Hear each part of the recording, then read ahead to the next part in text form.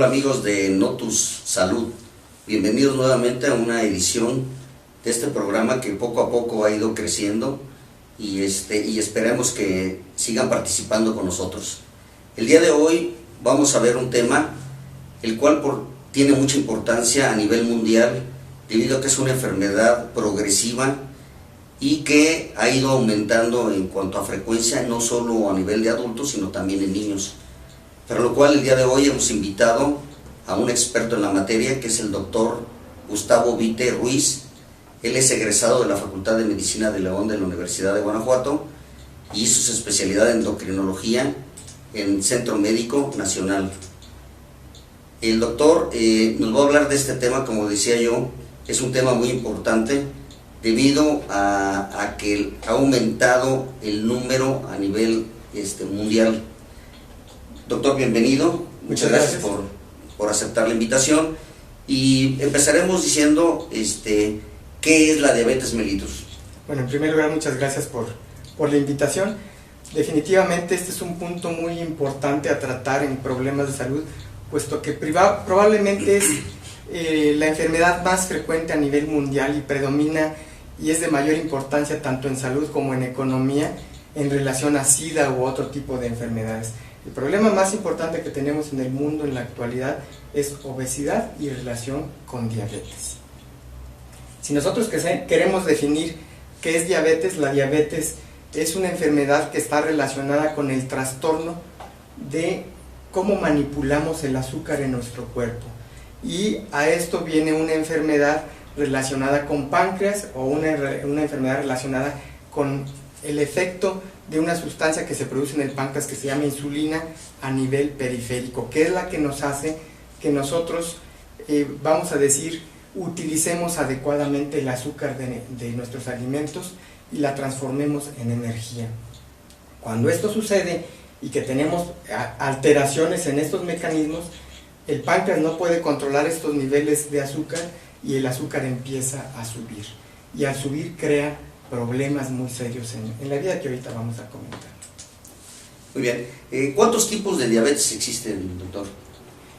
Antiguamente, como recordatorio, porque siempre la historia nos ayuda a ubicarnos un poquitito en esto, antes se decía que era la diabetes del adulto y la del niño, y se decía que otras.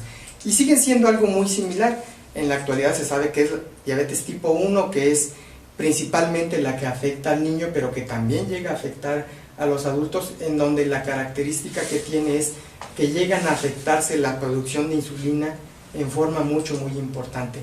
Y la del adulto es distinta, es la que se relaciona más con obesidad, se relaciona más con una alteración en el efecto de la insulina en los tejidos periféricos. Y llámese los tejidos periféricos al músculo, al hígado, al hueso, al tejido adiposo, etc. Entonces, una es en la calidad de producción de insulina y la otra es en el efecto de esa insulina en los tejidos periféricos. ¿Cuál predomina más? Por supuesto, es la tipo 2, la del adulto, en donde tenemos probablemente un 97% de nuestra población que cursa con enfermedad tipo 2 del adulto y porciones muy pequeñitas de tipo 1, pero existen otras. Hay enfermedad de diabetes relacionada con el embarazo que se llama diabetes gestacional y otras enfermedades relacionadas con diabetes que son diabetes genéticas, como unas que se llaman tipo MODY, otras diabetes relacionadas con problemas relacionados con lesión del páncreas, que es el que produce la insulina, o con enfermedades genéticas que forman prácticamente un 0.5, un 1% del total de las diabetes. Entonces, del total, lo que es realmente significativo para nuestro medio es la diabetes tipo 2, nunca dejando, por supuesto, la diabetes tipo 1 del niño, ¿no? Muy bien. ¿Qué factores de riesgo son los que intervienen para que la enfermedad aparezca? Vamos a intentar centrarnos un poco más en la diabetes tipo 2, que es la más predominante.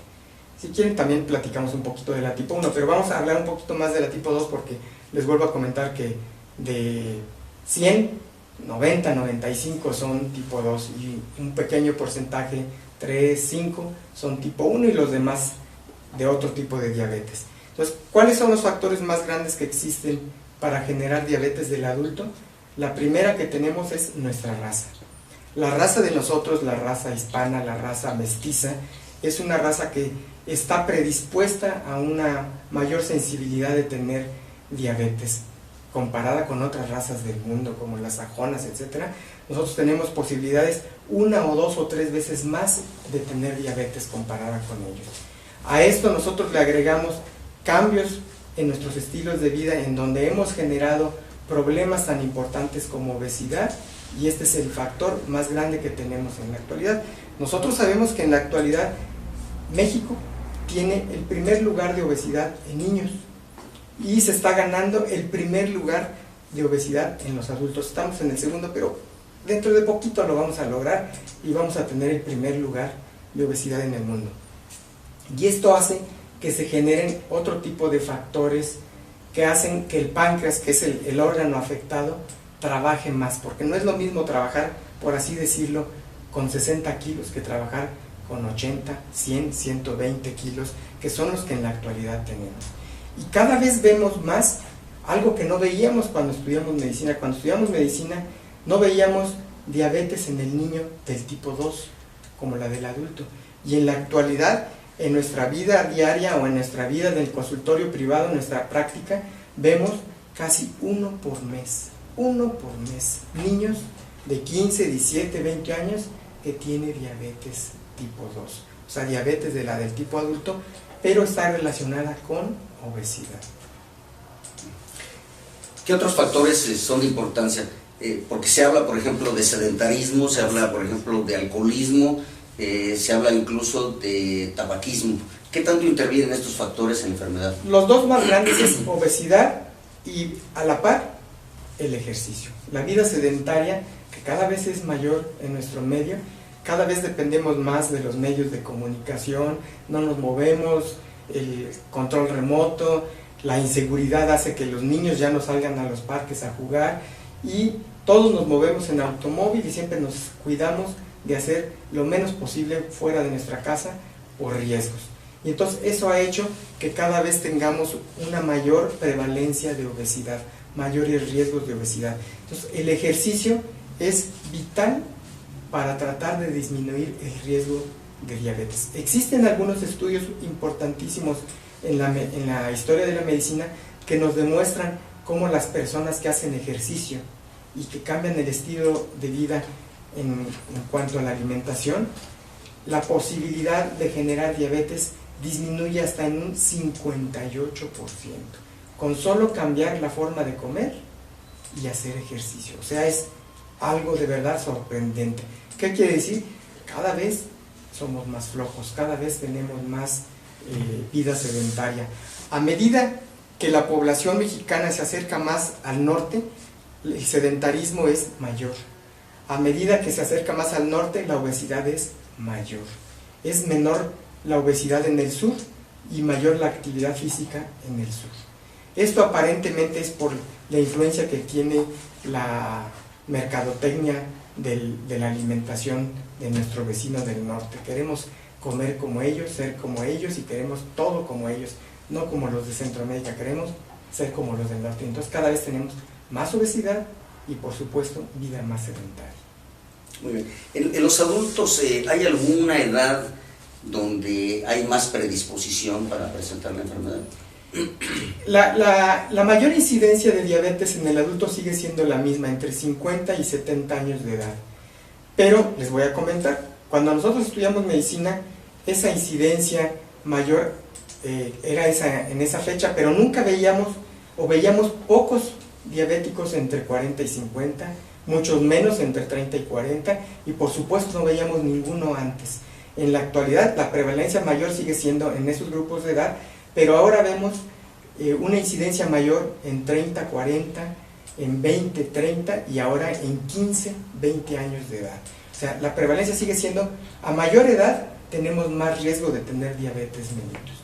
Pero en la actualidad, a menor edad, cuando se asocia la obesidad y un problema que después lo vamos a comentar que se llama resistencia a insulina, tenemos más probabilidades de tener diabetes. Pero los grupos más grandes siguen siendo los mismos, 50, 60, 70 años de edad. Muy bien. ¿Y cuáles serían los síntomas para nosotros decir o pensar que un paciente puede tener la enfermedad? Ahí sí probablemente vale la pena irnos con los niños, ¿verdad? Los niños cambian mucho su actitud, y el niño que, por ejemplo, no se orinaba en la cama, se empieza a orinar en la cama, se levanta a orinar, tiene problemas en la escuela, tiene problemas conductuales, y por supuesto aparece la famosa triada que es mucha sed, mucho apetito y perder peso, y orinan mucho. Entonces, eso mismo sucede en los adultos, pero en los adultos es un poco menos aparente eso que le sucede al niño que se orina en la cama. El adulto no se orina en la cama, pero tiene mucha sed, mucha orinadera, mucho apetito y pierde peso. Entonces, cualquier persona adulta que pierde peso súbitamente y no sabe qué es lo que le está sucediendo, probablemente tenga diabetes u otro tipo de enfermedades endócrinas, pero la que más nos da para perder peso es diabetes mellitus. La segunda son enfermedades tiroideas, y la tercera son otras enfermedades como pueden ser el cáncer u otro tipo de enfermedades que consumen nuestro cuerpo.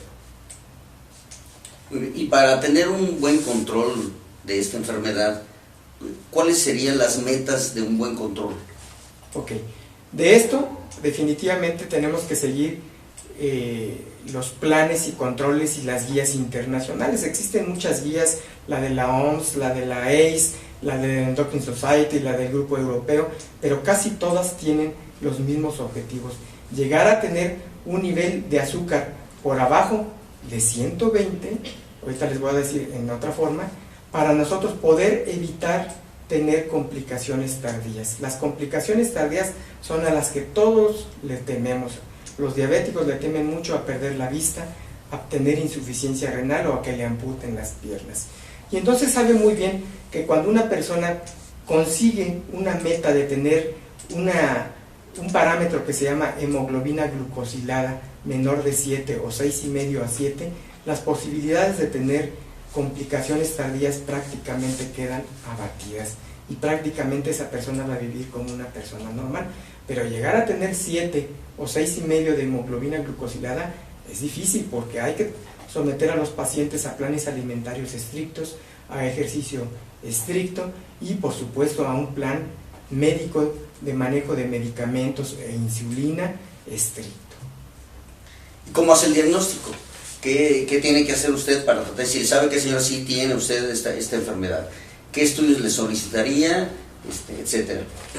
Eso es importantísimo que lo comentemos, porque hay veces, nosotros en medicina hay veces tomamos como parámetros algo abstracto o algo muy rígido, y desde el punto de vista de la OMS y de la ADA, que es la Asociación Americana de Diabetes, que nos rige cuál es el nivel diagnóstico de diabetes, esto pareciera ser como un horizonte, pero no es así.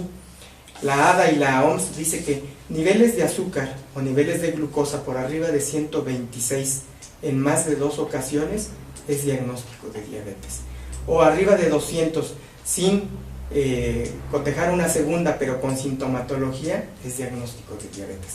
Pero yo quiero dejar muy en claro que tener 125, 120, 115 o 110 no es diagnóstico de diabetes para fines estadísticos o para fines de salud, pero es diagnóstico de una enfermedad progresiva que nos va a conducir a diabetes mellitus.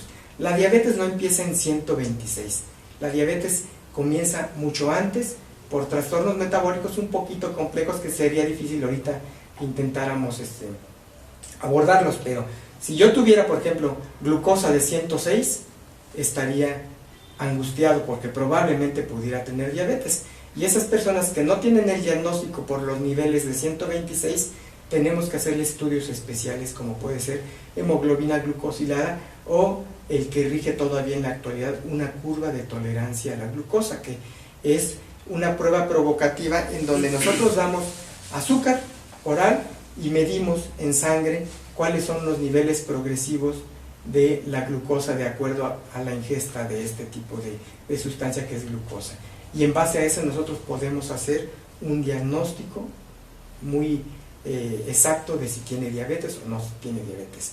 Y el que no tiene diabetes pero que se queda en niveles por abajo del diagnóstico, tiene otra entidad que se llama intolerancia a los hidratos de carbono, que traducido al español o a o traducido al lenguaje normal, quiere decir que estamos en grave o en alto riesgo de tener diabetes definitiva si no hacemos algún cambio de conducta, principalmente el del alimento y la vida sedentaria. Sí, eso es algo muy importante, ¿no?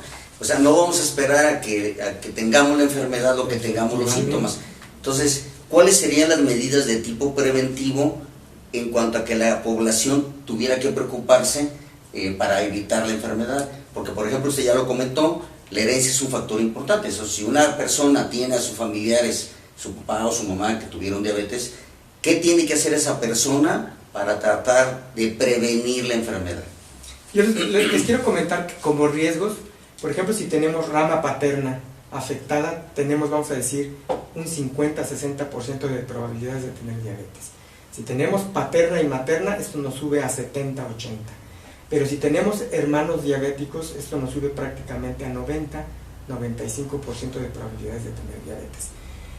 Todo este tipo de riesgos están asociados definitivamente a herencia, pero los factores que nosotros sí podemos modificar son los que comentamos, es la alimentación y el ejercicio.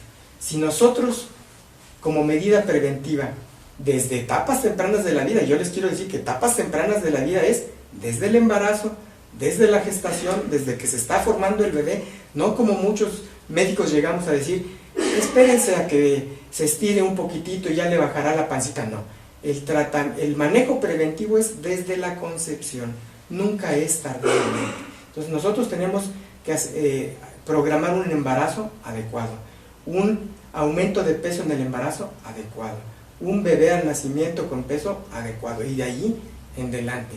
¿Y qué tenemos que hacer de ahí en adelante? Promover que no exista obesidad, que la vida no sea sedentaria, para que si genéticamente nosotros vamos a tener diabetes, hagamos lo que hagamos, que ésta aparezca lo más lejano posible en la vida. Ese estudio que yo les comenté, que es clásico en endocrinología, demuestra cómo se pueden retardar 15, 20 o más años la posibilidad de aparición de diabetes. Que esto en la enfermedad es una ganancia terriblemente grande, ¿verdad? Porque no es lo mismo que a alguien le dé diabetes a los 60 años a que le dé a los 20. ¿Por qué? Porque las posibilidades de tener complicaciones del tipo de ceguera, de insuficiencia renal o lesiones de las piernas es muy alta a temprana edad y es más baja a edades más tardías si nosotros tenemos un mejor control de la diabetes. Muy bien, doctor, ahorita vamos a hablar de las complicaciones, en un momento regresamos.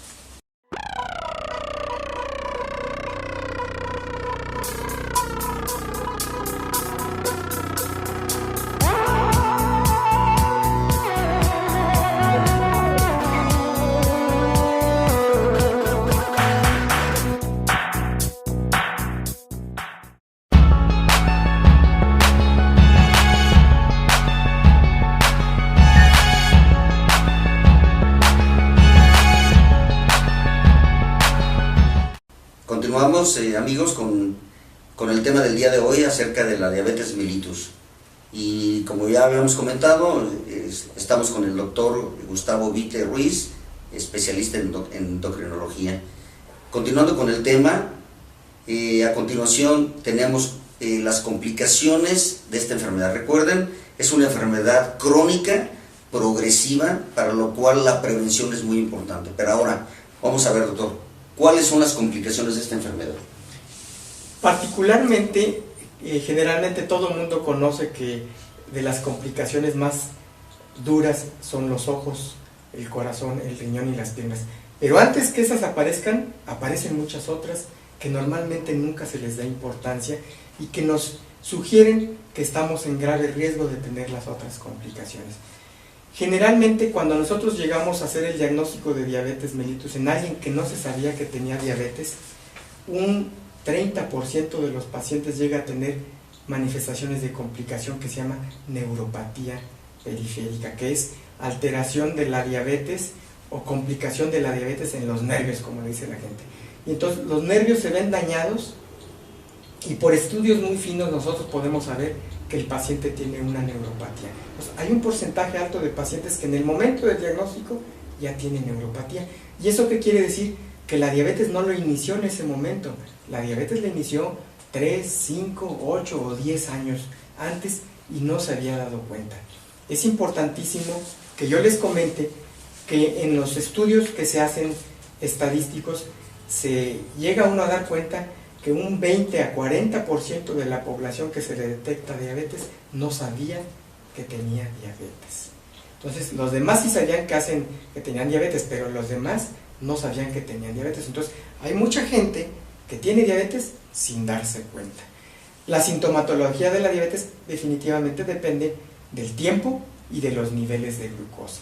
Y hay personas que tienen niveles de glucosa bajos y que la sintomatología es pequeña, pero que los efectos, los estragos de la diabetes en los nervios, en el corazón, en el ojo, en el riñón, se van presentando. Entonces, esas personas normalmente llegan a tener neuropatía periférica, llegan a tener otras complicaciones como son afección en el intestino, que se llama enteropatía diabética, en las vías urinarias se altera también, se produce una cosa que se llama disfunción eréctil, que altera las relaciones sexuales, otro tipo de problemas relacionados con la diabetes, más pequeños, menos frecuentes, y de ahí ya vienen los grandes, como es la primer causa en el mundo de ceguera es diabetes mellitus.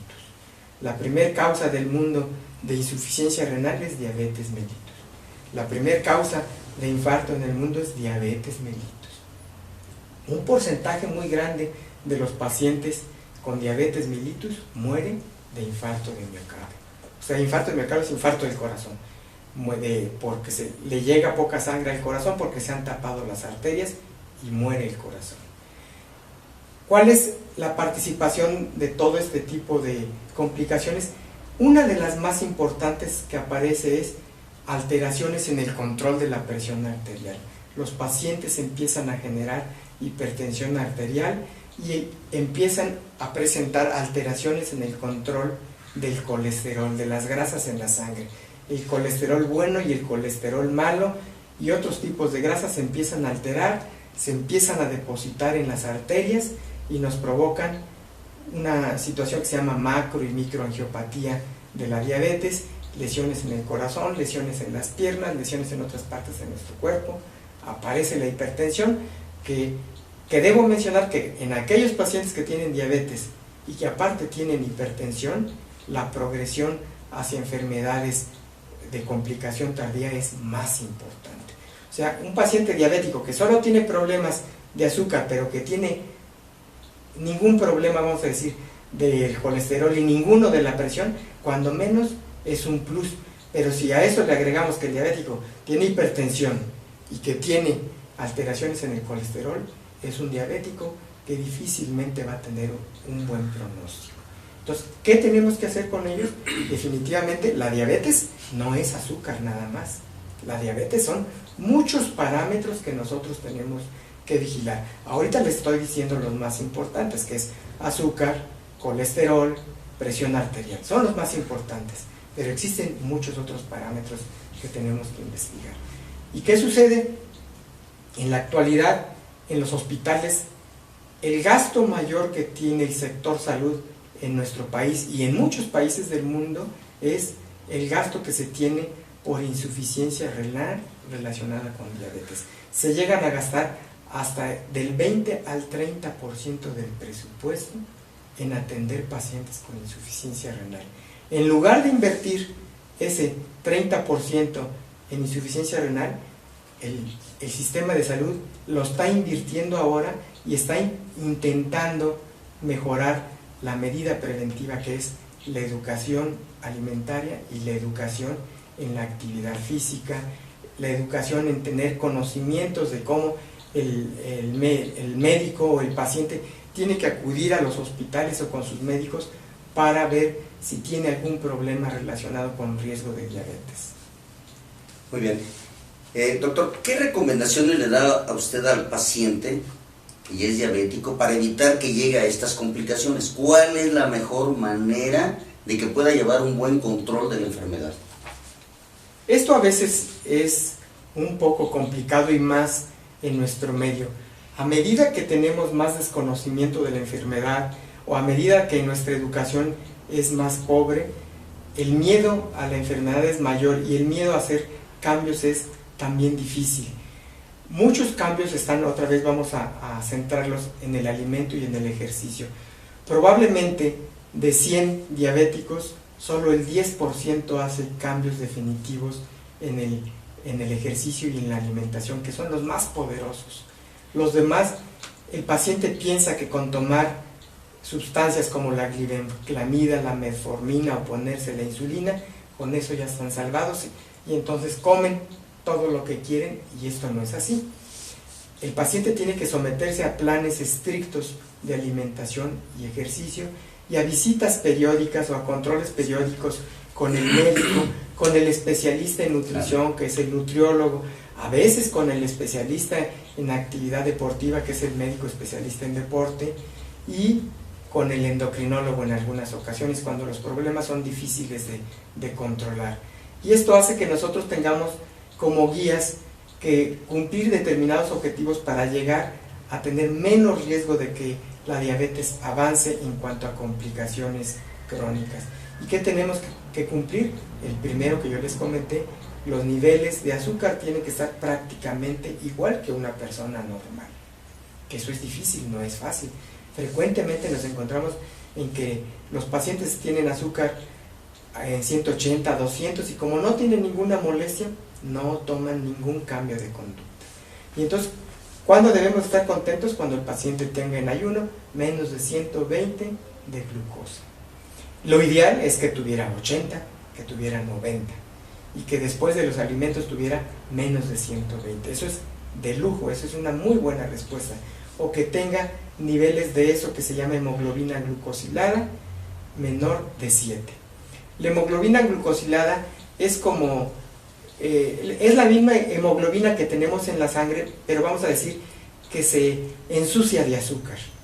Y esa hemoglobina que se ha ensuciado de azúcar, nosotros normalmente tenemos unos porcentajes y normalmente todos debemos de tener menos de 5.5. Cuando tenemos arriba de 5.5 es que probablemente tengamos problemas relacionados con el control de azúcar. Entonces su médico se debe de acostumbrar a pedir hemoglobina glucosilada o glucosas de ayuno si el paciente está muy sintomático y tiene problemas ya diagnósticos de diabetes. Sí, es algo muy importante porque lo que usted dice, el control es muy importante para este tipo de enfermedad, porque sucede que ahora con si usted en el periódico, en internet, la cura famosa para la diabetes, ¿no? Entonces, ¿qué recomendaciones usted le daría a todo este tipo de gentes que toman ese tipo de medicamento o esa cura mágica supuestamente para la cura total de la enfermedad? ¿Existe? Definitivamente, hasta el momento actual no hay ninguna cura milagrosa, ninguna cura milagrosa. Lo más adelantado que existe no existe en nuestro país, existe en otros países en donde la investigación hace trasplante de células beta o trasplante, que sí se hace en nuestro país, trasplante de páncreas y riñón, en donde la efectividad es muy baja. Pero el futuro, que es el más halagador, es trasplantes de célula beta o en un futuro cercano, duplicación de células beta. En la actualidad hay descubrimientos importantes relacionadas con esto. Ya se ha descubierto una hormona que duplica célula beta y que está en experimentación. Esto es muy novedoso, desde 2 o 3 meses a la fecha. Esta hormona tiene la capacidad de duplicar o de hacer que se hagan más células que producen insulina. No existe ningún medicamento en la actualidad ideal. La diabetes es una enfermedad que se llama poligénica, que tiene muchos genes que la producen y que tiene muchas formas en donde puede aparecer, ya sea con trastornos de glucosa, de colesterol, de hipertensión y otros, y por eso es que hace que la diabetes sea muy difícil de controlar. Si fuera por una sola causa, como pudieran ser las enfermedades tiroideas, serían muy fáciles de controlar.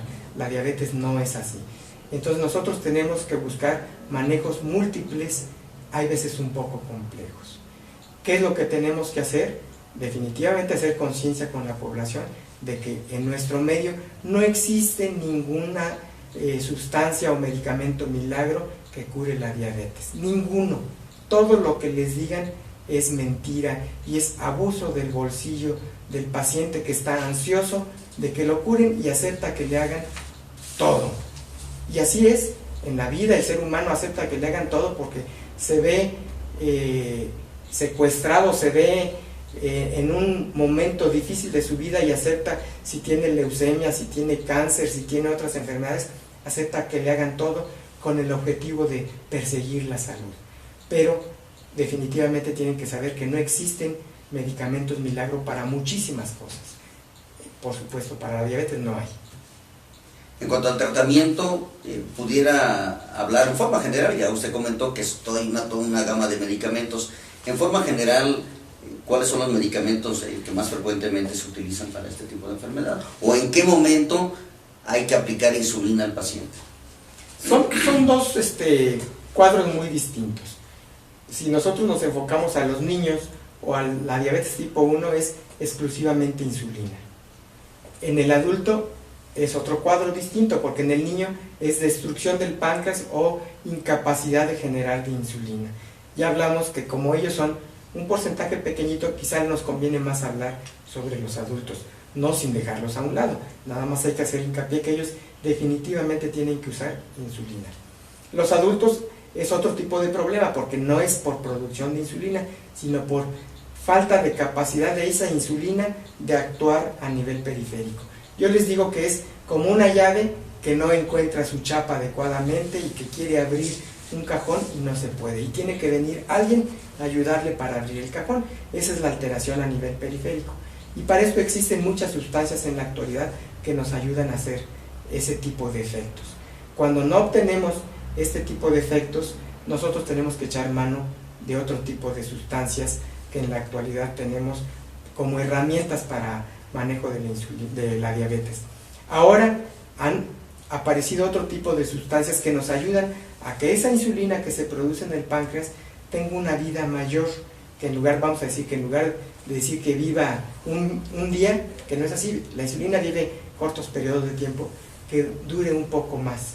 Entonces, para eso hay otro tipo de sustancias que nos hacen aparecer, otro tipo de sustancias que nos hacen que la insulina se produzca en mayor porcentaje, que son las famosas incretinas en la actualidad que se conocen, y hay otras enzimas que nos hacen que las incretinas nos duren todavía más tiempo para prolongar el tiempo de acción sobre la insulina. Entonces va siendo una cadena que nos hace que a final de cuentas nuestra insulina nos dure más tiempo en nuestro cuerpo.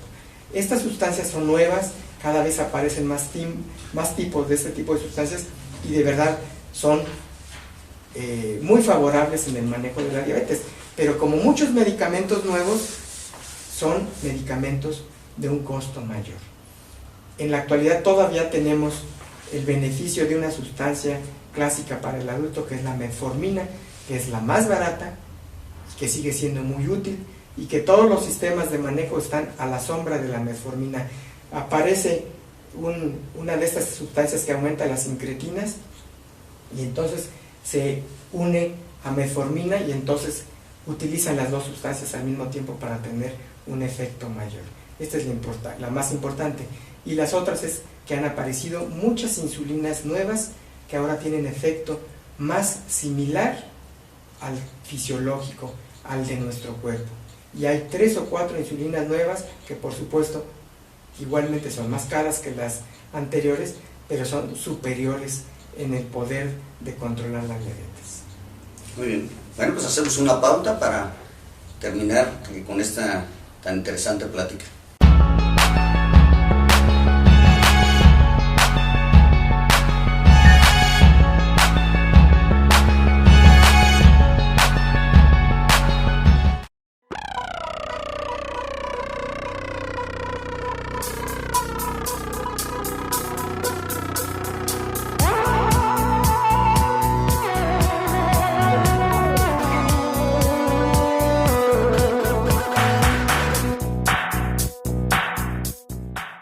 Continuamos con la charla del día de hoy.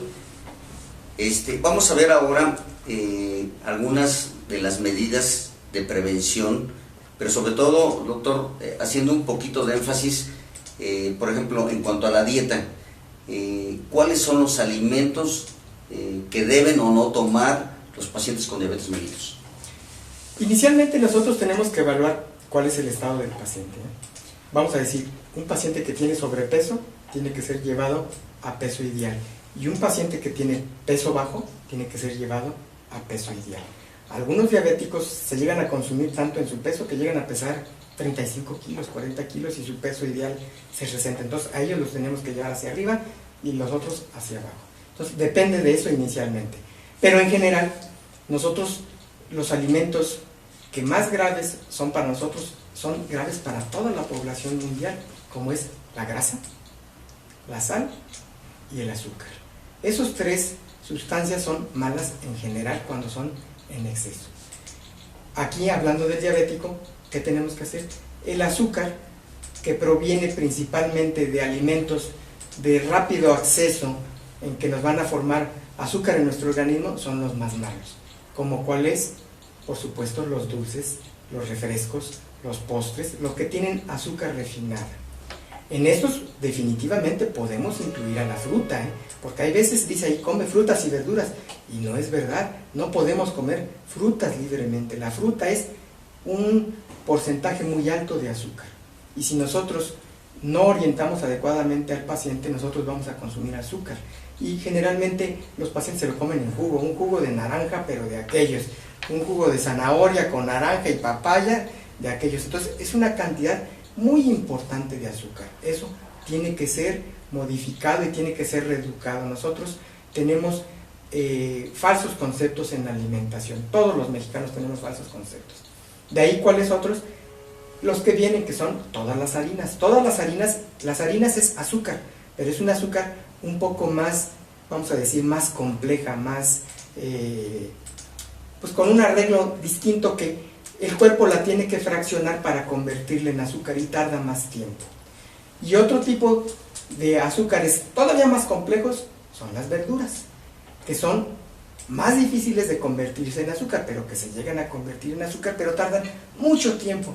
Entonces, ¿cuáles son los que tenemos definitivamente que quitar? Los que primero se convierten en azúcar, como es los alimentos que tienen directamente azúcar refinada, como son los refrescos, los postres, los flanes, etcétera, todo lo que le agreguemos de azúcar, las frutas en exceso, los jugos, los néctares. De ahí nos vamos al pan, la tortilla, las harinas en general. ¿Y cuáles son los que debemos de consumir un poquitito más? Son las verduras, las leguminosas y la carne, que tenemos que comer en determinada proporción. Quiero recalcarles que esto es de acuerdo a peso del paciente, al estado del paciente, y para eso en la actualidad definitivamente tenemos que echar mano de alguien experto en eso, porque no es lo mismo bajar a alguien de 90 kilos que bajar a alguien de 120, de 130, como los vemos en la actualidad, o alguien que tiene 35 kilos, subirlo a 60 kilos. Necesitamos un experto en nutrición, que son las nutriólogas, los nutriólogos clínicos, nutriólogos, aclaro, nutriólogos de carrera, que son los que tienen la capacidad de hacernos un balance energético de qué es lo que entra y qué es lo que sale.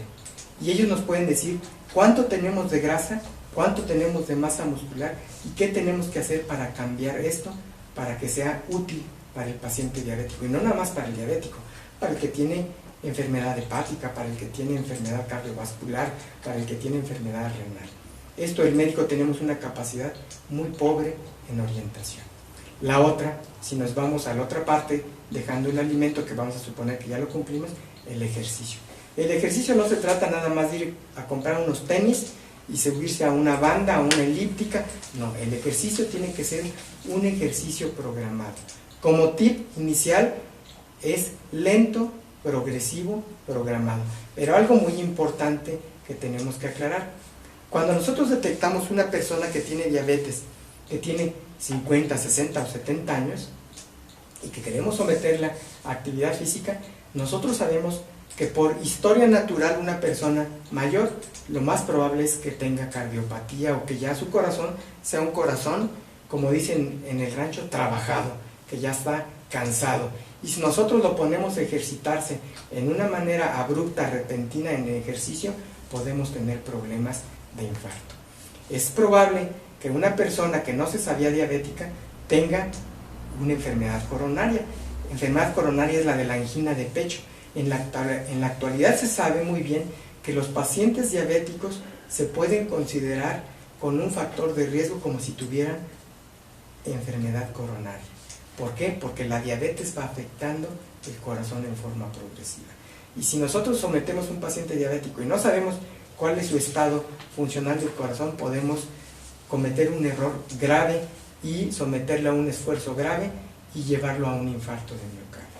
Cuando es una persona joven, las posibilidades de esto son muy bajas, pero cuando es una persona mayor o la evolución de la diabetes es larga, las posibilidades de que tenga enfermedad cardiovasculares son altas. ¿Qué tiene que hacer el paciente? En coordinación con su médico, con su endocrinólogo, con el experto en diabetes, tiene que acudir con un cardiólogo a que le tomen un electrocardiograma, a veces que le hagan una prueba de esfuerzo. Por supuesto, hay que verificar cuáles son los otros factores de riesgo que están asociados, como niveles de colesterol, triglicéridos, el colesterol malo, el bueno, etc. Y si nosotros, el cardiólogo nos da un banderazo, o si el médico tiene la capacidad de evaluar que todo el funcionamiento del corazón está bien, podemos darle el banderazo para iniciar un programa progresivo de ejercicio, que normalmente inicia, como la lógica nos dice, caminar. Después de caminar, aumentar a trotar y probablemente después a correr. Y los periodos de tiempo deben de ser escalonados. Primero 10 minutos, después de pasada una semana, 10 minutos diarios, por supuesto, después probablemente 15, según cómo va mejorando su capacidad de rendimiento, 20, y en la actualidad se sabe muy bien que las personas que hacen entre 25 y 30 minutos diarios tienen una capacidad de respuesta para mejorar la respuesta en la diabetes excelente. Entonces, aquellas personas que hacen ejercicio rutinario les va muy bien. Existen dos tipos de ejercicio en general, uno que se llama aeróbico, que es el de correr, el de la banda sin fin, el de la bicicleta, y el otro que es anaeróbico, que es el de las pesas, hacer fuerza importante en el músculo, que uno tiene como efecto mayor contribución de oxígeno y el otro mayor capacidad del músculo en crecer. Si nosotros hacemos en un porcentaje 80-20, 80 de aeróbico contra 20 de anaeróbico, es un equilibrio adecuado para una persona. Es lo que debemos de perseguir. ¿Por qué tenemos que hacerlo con esta mezcla? Porque no podemos ahondar mucho, pero el músculo, cuando tenemos masa muscular, cuando el diabético tiene masa muscular, es como tener un segundo ayudante, su páncreas, para trabajar. El diabético que tiene buena masa muscular es un diabético que va a tener un pronóstico de vida mejor. El diabético que es flaco y tiene más grasa y tiene 2-3 hebras de músculo, es un diabético que difícilmente se va a defender. Entonces, el diabético tiene que tener masa muscular, pero la tiene que obtener bajo un programa seguro, no bajo un programa inseguro. No va a ir a un gimnasio en donde le inyectan hormona de crecimiento, le inyectan anabólicos, le inyectan testosterona o todo ese tipo de sustancias prohibidas que son malísimas en los diabéticos. Son malísimas porque generan otro tipo de problemas en los diabéticos y nos llegan a ocasionar otros problemas cardiovasculares en los diabéticos. Entonces son de más riesgo, ni en la población general se deben de utilizar. Los utilizan los fisicoculturistas, esas personas que se dedican a la belleza corporal, los utilizan, pero con un grave riesgo, tanto cardiovascular como de los genitales. El área genital se daña en extremo en las personas jóvenes que utilizan todo este tipo de sustancias y quedan obviamente con una cosa que se llama hipogonadismo. Hacen que los testículos entren en atrofia y tienen otro tipo de problemas después de fertilización, de poderse reproducir, de reproducción. Doctor, en general, ¿cuáles serían las recomendaciones para la población para tratar de llevar un mejor control de este tipo de enfermedad o para prevenirla, en forma general? ¿Cuál sería? Sí, es importantísimo que nosotros recordemos algo muy importante para nuestro medio. El hecho de que, por ejemplo, yo no tenga papá ni mamá con diabetes, ni para arriba de las dos ramas nadie con diabetes, no quiere decir que yo no tengo riesgo de diabetes. Por el solo hecho de ser mexicano, mestizo o de esta raza hispana, el riesgo de diabetes es alto. Entonces, ¿qué tenemos que hacer? Prevenir la obesidad y prevenir la vida sedentaria. Si nosotros tenemos ese cambio en el estilo de vida y lo logramos, probablemente las posibilidades de diabetes sean muy lejanas. Y a esto tenemos que unirnos a la cultura que tienen muchos otros países de cuidarse, de ir episódicamente al médico. Ya muchas instituciones como el Seguro Social, el ISSSTE, Pemex, la Naval, etcétera, tienen programas bien definidos como cada 3-6 meses las personas de alto riesgo van a que les chequen su azúcar, o que les chequen la presión arterial, o que les chequen los niveles de colesterol, el bueno, del malo, del feo, de los triglicéridos, etc. Entonces, es cultural. Uno tiene que asistir frecuentemente a vigilancia. Yo les comento que esto es igual que un automóvil. El auto lo cuidamos mucho, pero nuestro cuerpo no. Nuestro cuerpo debe ser cuidado igual a los 5.000, a los 10.000 y a los 15.000 kilómetros, cambio de aceite, etc. ¿Eso qué quiere decir? Que tenemos que ir con regularidad a vigilancia del médico y exámenes de laboratorio. Yo quisiera decir que las personas que tienen alto riesgo, cada 3 a 6 meses se tienen que vigilar. Las personas que tienen un riesgo menor, quizá cada 6 meses a un año, dependiendo del caso en especial. Y esto de acuerdo a lo que su médico les comente. Bueno, eso es algo bien importante. Yo lo veo como pediatra incluso, que a veces las mamás prefieren ver a los niños gorditos porque creen que están más sanos, y eso pues no es cierto, ¿no? Entonces recuerden que el ejercicio es muy importante, el que el niño no sea obeso, porque uno de los problemas es que a veces hasta la misma familia no lo deja que el niño haga ejercicio, etcétera, y ahorita más con todos los medios electrónicos no quieren hacer ejercicio. Entonces es algo bien importante. Y para terminar, ¿cuáles serían las conclusiones acerca de esta enfermedad? Yo quisiera, antes de que, por ahí se nos pasó por ahí un dato muy importante, en los niños obesos o en el adolescente obeso existe un signo que es clásico de alto riesgo, que es tener atrás de la nuca una línea oscura que hay veces se hace rugosa y que hay veces genera así como unas cosas que se llaman fibromas, que es como áspero, duro, y que hay veces se viene hasta el frente y hay veces lo tienen en las axilas y en las manos. Eso se llama acantosis nigricans, y ese es un dato de alto riesgo de tener diabetes o resistencia a insulina. Entonces, como conclusión, ¿qué debemos de hacer en la actualidad? Nosotros somos un país que cada vez tenemos un mayor ascenso y posibilidades de tener obesidad. Cada vez tenemos mayor ascenso de tener vida sedentaria. Lo que nosotros tenemos que hacer como conclusión, tenemos que prevenir. Y para prevenir, tenemos que prevenir ese cambio de vida anormal que tenemos en la actualidad, como es la televisión, la computadora, los jueguitos, no hacer ejercicio. No queremos ir a la tiendita que está en una cuadra, nos vamos en coche en una cuadra, hay veces por inseguridad, por miedo, etc. Y cambiar el hábito alimentario y cambiar el ejercicio. Si nosotros lográramos hacer eso, probablemente las probabilidades y el futuro que nosotros tuviéramos es más halagador.